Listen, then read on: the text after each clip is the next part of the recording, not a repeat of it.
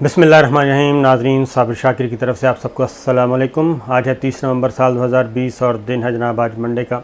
आज दो ख़बरें बड़ी अहम इम्पॉर्टेंट ख़बरें हैं। एक तो बहुत बड़ी ख़बर है और वो इसलिए कि इस रीजन के हवाले से भी, पाकिस्तान के हवाले से भी और पाकिस्तान के दुश्मनों के लिए भी एक बहुत बुरी ख़बर है ये, जो कि मैं आपसे शेयर करूँगा।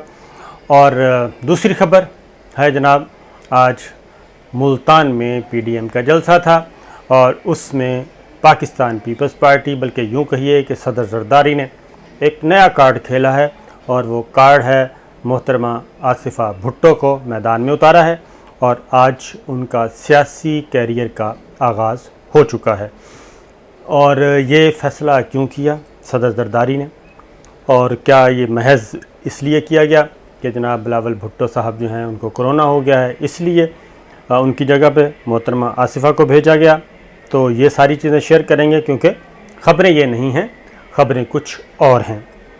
और आसिफा भुट्टो के आने से पाकिस्तान मुस्लिम लीग नवाज़ और ख़ास तौर पर शरीफ फैमिली और ख़ास तौर पर मोहतरमा मरियम नवाज़ साहिबा पे क्या मनफी असरात मुरतब होंगे, ये चीज़ें हैं। लेकिन सबसे पहले जनाब अहम तरीन ख़बर मैं आपसे शेयर करूँगा और वो ख़बर है कि सिचुएशन आपको मालूम है जो चल रही है इस वक्त इस ख़त्ते में, बल्कि इस ख़त्ते से बाहर भी। और ख़ास तौर पे जब ईरान के साइंसदान और बल्कि ईरान के एटमी प्रोग्राम के बानी और रूह रवां मोहसिन फ़खरीज़ादा की असैसिनेशन के बाद जो कुछ इस वक्त सूरत हाल चल रही है वो बड़ी क्रिटिकल है। और कल मैंने आपको ख़बर दी थी, पिछली वीडियो आप गौर से सुनिएगा, कि कल एक अहम तरीन इजलास हुआ था ISI हेडक्वार्टर में। उसमें वज़ीर आज़म इमरान ख़ान समेत चारों मुसल्लह अफ़वाज के सरबराहान मौजूद थे, चीफ़ ऑफ जनरल स्टाफ मौजूद थे और DG ISI ने तो होना ही था उधर। उन्होंने ही ब्रीफ़ किया, सब कुछ बताया और वज़ीर ख़ारजा शाह महमूद कुरैशी और असद उमर साहब भी मौजूद थे। तो ये एक बंद कमरे की मीटिंग थी, बंद कमरे का इजलास था। और आज एक अहम तरीन डेवलपमेंट एक और हुई है और वो डेवलपमेंट है जनाब, चीन के वज़ीर दिफ़ा पाकिस्तान पहुँचे और उनकी मुलाकात हुई army chief general Qamar Javed Bajwa के साथ। इन डिटेल मुलाकात हुई और ये इंतहाई गैर मामूली विज़िट है चीन के वज़ीर दिफ़ा का, ख़ास तौर पर मौजूदा सिचुएशन में जो इस वक्त इंटरनल है पाकिस्तान की और एक्सटर्नल है। और इंटरनल और एक्सटर्नल थ्रेट्स हैं पाकिस्तान को, न सिर्फ पाकिस्तान को बल्कि एक बहुत बड़ा स्क्रिप्टेड किस्म का एक काम है। और वो है कि इस खित्ते को जंग की लपेट में कैसे धकेला जाए। यहाँ पे जंग मुसल्लत करने की एक कोशिश, अनरेस्ट पैदा करने की कोशिश की जा रही है। और फिर ये भी जहन में रखिएगा कि जनाब इज़राइल वाला मामला आप ज़रूर जहन में रखिएगा, जो इस वक्त खलीजी ममालिक और अरब ममालिक इज़राइल को तस्लीम करने और ना करने के मखमसे में मुब्तला हैं। और सूरत हाल ये है कि चीन के वज़ीर दिफ़ा army chief general Qamar Javed Bajwa से जो मुलाकात हुई उसमें क्या क्या मौज़ूआत, ये मुलाकात में अगेन कहूँगा कि कल का जो इजलास था, मैंने आपको बताया था कि अगर आप मुझसे पूछें कि 2-2.5 साल में को अहम तरीन इजलास रेटिंग करें तो कल का इजलास ISI हेडक्वार्टर में होने वाला अहम तरीन था, अपनी अहमियत के एतबार से और मौजूदा सूरत हाल के एतबार से। और दूसरा जनाब, अगर मुझसे पूछें कि चीन के वज़ीर दिफ़ा का ये भी गैर मामूली अहमियत का हामिल विज़िट है और इसमें एक अहम तरीन मुआहिदा हुआ है चीन और पाकिस्तान के दरमियान। चीनी फ़ौज यानी कि PLA और अफ़वाज पाकिस्तान के दरमियान, पाकिस्तान और चाइना के दरमियान एक अहम तरीन मुआहिदा हुआ है। और उस मुआहिदे में क्या है और उस मुआहिदे के बाद ये दुश्मन के लिए ये मुआहिदा कैसा साबित होगा, ये किसको पैगाम है, ये सारी बातें भी इसमें शामिल हैं। तो सूरत हाल ये है जनाब कि जो मीटिंग हुई उसमें पाकिस्तान को इंटरनल और एक्सटर्नल थ्रेट्स जो हैं, दाखिली और ख़ारजी ख़तरात, वो हुए, बाहमी मफादात, म्यूचुअल इंटरेस्ट और रीजनल सिक्योरिटी, इलाकाई सलामती। और दूसरा ये कि पाकिस्तान और चीन के दरमियान ताल्लुकात को, दिफ़ाई कोऑपरेशन को कैसे एनहांस किया जाए और मज़ीद इसको कैसे बेहतर किया जाए। और इसमें जो अहम तरीन चीज़ थी वो ये था कि सी पैक को आगे बढ़ावा भी देना है और सी पैक की सिक्योरिटी का भी एक फुल प्रूफ इंतज़ाम भी करना है। और ये भी चीज़ें डिस्कस हुई। उसमें अफ़गानिस्तान का मुस्तकबिल का अफ़गानिस्तान और अफ़गानिस्तान का मुस्तकबिल नंबर 1, नंबर 2 ईरान पे इज़राइल का जो हमला हुआ और जो असैसिनेशन हुई उनके साइंसदान की, वो मौजूद ज़ेर बहस। फिर ईरान और चाइना के दरमियान जो 25 साल का एक कोऑपरेशन का एग्रीमेंट हुआ है, उसके बारे में बात हुई। फिर ख़ास तौर पे जनाब अहम तरीन वो है चीन और इंडिया के दरमियान जो कुछ चल रहा है। तो चीन के वज़ीर दिफ़ा ने अफ़वाज पाकिस्तान के सिपह सलार को एतमाद में लिया और अब तक जो ग्राउंड पे सिचुएशन है उसके बारे में बताया। और वो हम सबको इल्म है कि वहाँ पे इंडिया को ठीक ठाक मार पड़ रही है। लेकिन इस वक्त हो क्या रहा है? इस वक्त हो ये रहा है, जैसे कि मैंने आपको बताया कि 20 जनवरी तक बहुत ही क्रिटिकल टाइम है सब के लिए। उसकी रीज़न प्रेसिडेंट ट्रंप जा रहे हैं और जो बाइडन आ रहे हैं। और प्रेसिडेंट ट्रंप जाने से पहले ट्रंप इंतज़ामिया, और ये बाई डिज़ाइन भी होता है, ये सारा मलबा ट्रंप इंतज़ामिया पे। ये जो अमेरिकन इस्टेब्लिशमेंट इज़राइल के साथ मिल के और अपने लाइक माइंडेड के साथ मिल के वो एक ऐसा खेल खेलना चाह रहे हैं कि जो बाइडन कहाँ से अपना तर्ज़ हुक्मरानी या अपना गवर्नेंस कैसे शुरू करेंगे, वो शुरू करेंगे जनाब प्रेसिडेंट ओबामा के साथ। ओबामा के नंबर 2 ये रहे हैं और ओबामा के इन पे बहुत ज़्यादा असरात भी आप देख सकते हैं इनकी सोच पे, इनकी पॉलिसीज़ पे। लिहाजा जो चीज़ें प्रेसिडेंट जो बाइडन करना चाहते हैं, ईरान के साथ नॉर्मलाइजेशन चाहते हैं, ये चीज़, और उसके बाद चीन के साथ अलबत्ता जो बाइडन की पॉलिसी ज़रा डिफरेंट होगी वो चीज़, ये सारी चीज़ें। फिर इंडिया के साथ जो बाइडन क्या करेंगे ये आने वाले वक्त बताएगा, क्योंकि ट्रंप के जाने से नरेंद्र मोदी थोड़े से परेशान हैं।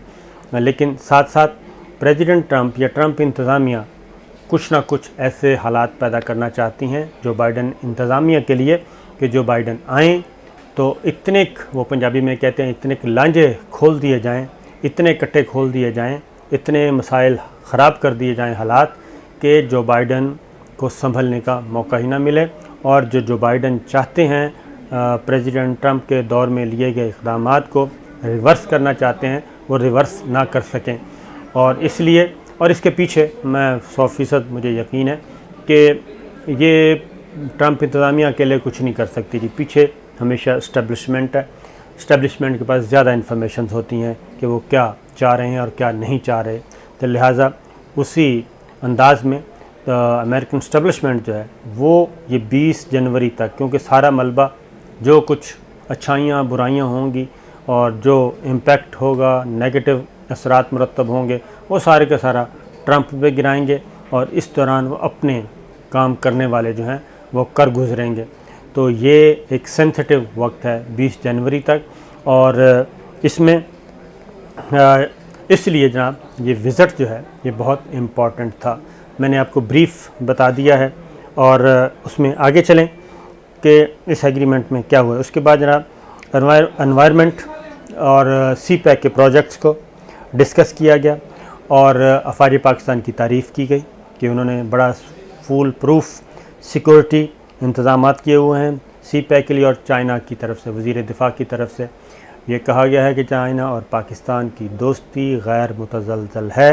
और आर्मी चीफ जनरल कमर बाजवा ने भी इसी तवक्को का इज़हार किया और उन्होंने कहा कि इसी गैर मुतज़लज़ल अंदाज़ में चाइना और पाकिस्तान दाखिली और ख़ारजी सलामती के मसाइल, दाखिली और ख़ारजी ख़तरात को मिलकर निपटेंगे, मिलकर इसको, इन चैलेंजेस को कबूल करेंगे। और जो पाकिस्तान और चाइना के दरमियान कोऑपरेशन चल रही है, खा वो इकोनॉमी मईशत के मैदान में है, तिजारत के मैदान में है या दिफा के मैदान में है, वो सारा के सारा उसको इन्हांस करेंगे, हम उसको बढ़ाएंगे। और उसके बाद जनाब ये फिर उन्होंने कहा कि पाकिस्तान आर्मी चीफ जनरल कमर बाजवा ने जनाब उन्होंने कहा कि पाकिस्तान आर्मी और जो है चाइना के साथ अपनी दोस्ती और ख़ास तौर पे दिफाई कोऑपरेशन को एक लाजवाल दोस्त के तौर पे देखती है, और ये चीज़ें हमारी बरकरार रहेंगी, और पाकिस्तान पे इन चीज़ों को एक्नॉलेज करता है। और फिर जनाब आखिर में एक और बात गौर से सुन लें, वो ये है कि एक मुआहिदा किया गया चाइना और पाकिस्तान के दरमियान, एक मुआहिदा हुआ है, और उस मुआहिदे में सिर्फ 1 पॉइंट एजेंडा है उस मुआहिदे का, और वो है डिफेंस कोऑपरेशन। ठीक है जी, MOU दस्तखत किए गए, enhanced of defence cooperation between both the armies, अफ़वाज पाकिस्तान और पाकिस्तान क्या कहना चाहिए चाइना की अफ़वाज के दरमियान मुआहदे हुए दोनों, और दोनों में अब देखते हैं जनाब, अब एनिमीज़, हमारे एनिमीज़ कौन है? चाइना और पाकिस्तान का एनिमी सिर्फ एक है जो इस वक्त फ्रंट लाइन पे है, और वो है इंडिया। और चाइना के पीछे, चाइना का एनिमी कौन कौन है? उनमें जनाब अमेरिका है, अमेरिका ने उसको कम करना है, उसका साइज़ चाइना को रोक रहा है हर तरफ से, और इस वक्त जो फ्रंट मैन इत्तेहादी है अमेरिका का, वो है इंडिया।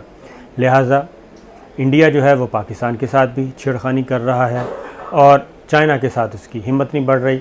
लिहाजा चीन के वज़ीर दिफ़ा के इस विज़िट को आप समझ लें, और जिसमें फ़ैसला ये फ़रमाया गया है कि जनाब हम इस CPEC और पाक चीन दोस्ती के दुश्मनों को नेस्तो नाबूद कर देंगे, और मिलकर लड़ेंगे और मिलकर ही आगे बढ़ेंगे। अब आगे आते हैं जनाब, ये तो थी एक ख़बर, लेकिन दूसरी तरफ क्या हो रहा है? दूसरी तरफ जनाब मोहतरमा आसिफ़ा भुट्टो वो अपने सियासी सफ़र का आगाज़ कर चुकी हैं। 2 रीज़न्स उसकी हैं। सदर ज़रदारी ने बहुत पहले कहा था कि जनाब अगर मैं गिरफ़्तार हो गया तो बिलावल भुट्टो होंगे, बिलावल भुट्टो हो गया तो फिर आसिफ़ा भुट्टो होंगी। अल्टीमेट वो आसिफ़ा भुट्टो को मैदान में ले आए हैं। उसकी मुख्तलिफ़ इत्तलात हैं। एक तो ये पीपल्स पार्टी के मद्दे मुकाबले इस वक्त कौन है जहाँ, वो हैं मुस्लिम लीग नवाज़ की मरियम नवाज़ साहिबा, और पीपल्स पार्टी को आगे मुकाबला किसका करना है? उस पार्टी का करना है जिसकी क़यादत मरियम बीबी के हाथ में होगी। इमरान खान साहब से उनका मुकाबला नहीं है, क्योंकि ज़रदारी साहब समझते हैं कि अल्टीमेट जो फ्यूचर है, इमरान खान साहब एक इनिंग्स खेल लेंगे और अगली इनिंग्स उनको खेलने का मौका नहीं मिलेगा। ये सदर ज़रदारी साहब की रीडिंग है। लिहाजा जब मैदान में उतरा जाएगा तो उनका इलेक्शन में मुकाबला होगा मरियम नवाज़ साहिबा से। और पाकिस्तान में आपको मालूम है कि पाकिस्तान की पॉलिटिक्स ऐसी है कि यहाँ पे ख़वातीन को बहुत ज़्यादा पजीराई मिली, और ख़ास तौर पे पीपल्स पार्टी में सब मरियम नवाज़ साहिबा को बहुत ज़्यादा पजीराई मिल रही है।